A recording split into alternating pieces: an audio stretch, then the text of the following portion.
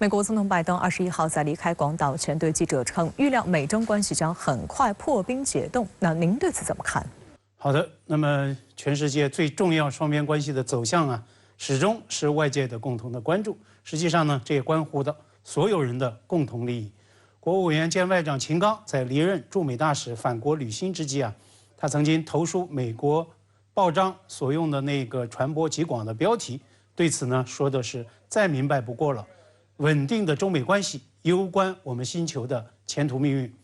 美国总统拜登昨天说，美中关系很快将会解冻，一定程度上，这也可以视作是对秦刚研判中美关系态势现状的一个隔空回应。月初呢，秦刚在北京会见驻华大使伯恩斯，声称两国关系再遇寒冰。那么拜登的这个破冰原话是 ：“I think you are going to see that begin to thaw very shortly。”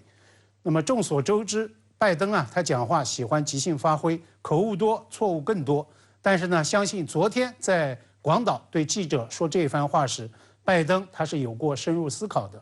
他谈到了所谓傻气球事件对双边关系的冲击，令到两国对话沟通全面中断。拜登提出破冰说，这呢实际上是在更高的层级来延续并且强化美方让气球事件翻篇的这一立场论调。就在10天前，在维也纳一家酒店，那么中央外事委的办公室主任王毅和美国总统国安事务助理沙利文密谈2天，对沙利文向中方释放的这个最重要的信息，《华盛顿邮报》的标题判定是 ：Top Biden aide tells Chinese diplomat that U.S. wants to move beyond spy balloon。那么，拜登高级助手告诉王毅，美方希望走出气球事件的阴影。拜登昨天啊，在广岛重申七国集团不寻求与中国脱钩，也表态希望在美中之间能够建立沟通热线。他呢，积极回应记者有关取消对中国防长的所谓制裁提问，声称正在就此商讨。那么，结合本周中美商务部长将会在美国会谈，包括布林肯、耶伦等等其他高级的阁员也纷纷表态喊话，有意对华访问等等。那么这些个都在印证此前美国彭博社的一个特别观察：拜登正在不顾失去筹码的风险，来急切地寻求对华接触。拜登昨天在广岛表白，美中关系要破冰解冻，无疑呢是更加直白，也更加显眼的在展现美方的这种沟通的急迫感。今天，外交部发言人毛宁应询回应了拜登的破冰解冻说，强调美方应立即撤销制裁，为对话沟通扫清障碍。那您对此有何评论？那么昨天在广岛呢，是彭博社的女记者向拜登提问，她呢特别就问到，美方对中国防长的单方面的制裁，是不是构成中美高官交流沟通的一个障碍？耐人寻味的是啊，此前犀利评论拜登给予对华沟通不惜失去对华的筹码，也正是这一家美国媒体。五角大楼此前呢已经多次向媒体吹风喊话，期待在下月召开的新加坡相会上能够与中国的新防长直接对话。当然了，今年中国军方的相会参会的阵容还没有正式的对外公布，中国新的防长他会不会率团参会也还是个未知数。但是呢，至少到现阶段，美国军方的对华沟通的意愿与气氛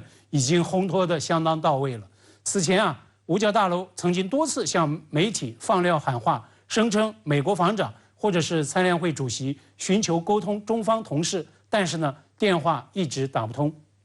给予对话沟通而不得的这种失落与失意，可谓是溢于言表。可是呢，但凡我们往深里再想一步，就不难发现美方姿态的荒唐与搞笑。你会急着赶着去创造一切机会来和你的制裁对象面对面吗？拜登说气球事件，他用了一个前置词 silly， 也就是傻。那美方所谓的制裁，难道不是傻到家了吗？美方制裁成了美军对华沟通目标的头号路障，这是在给自己的对话交流努力在挖坑。所以啊，今天发言人毛宁他再度强调中方的这一严正立场。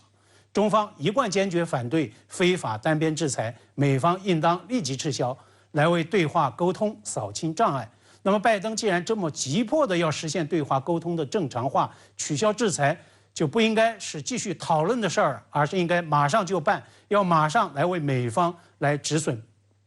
那么就此评判拜登他所谓中美关系解冻破冰说，中美之间的寒冰能不能融，怎么融？正如秦刚告诉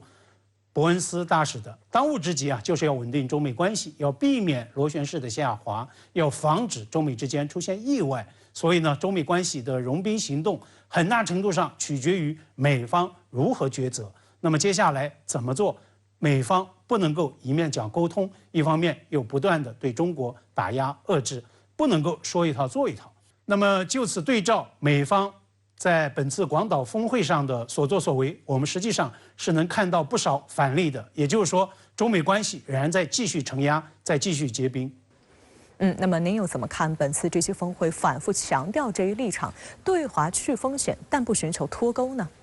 ？De-risk not decouple， 也就是所谓的去风险，但是呢不脱钩，这是本次G7峰会所谓涉华议程提及率最高的一个政策表述，也是参会的G7成员国受邀国领导人中挂在口中的一句话。比如呢，昨天德国总理朔尔茨就在广岛称，尽管G7成员国寻求对华去风险，但是呢，对华投资仍然将会继续。昨天，英国路透社发自广岛的电稿，更是呢，在标题中把这个拜登的这两个论调放到一起来强调。Biden sees shift in ties with China shortly, says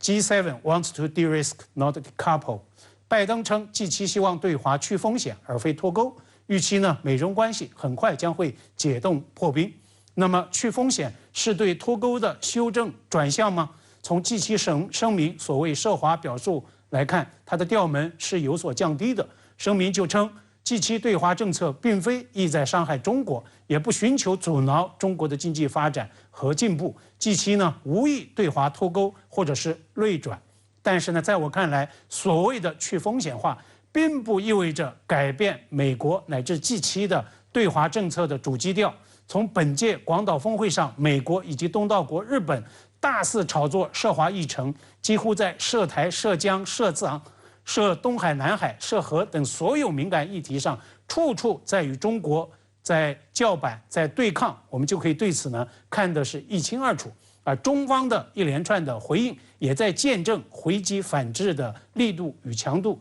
那么，在G7峰会声明发布的当晚，中国外交部就以发言人答问的这个方式来酌调驳斥声明的涉华表述。中方呢，还在G7峰会闭幕的当天召见日本驻华大使，提出严正的交涉。还需要指出的是，即使在G7成员国的内部，各国对所谓去风险的这个政策理解与定位，其实呢也是有明显区别的。事实上，所谓对华政策去风险，那么最初是欧洲方面的声音与倡议，直到本次峰会，俨然呢就成为美西方的一个主流的政策话语。但是对于美方去风险，至多啊就是换了一件马甲，甚至在诸如芯片、人工智能等等尖端技术领域，去风险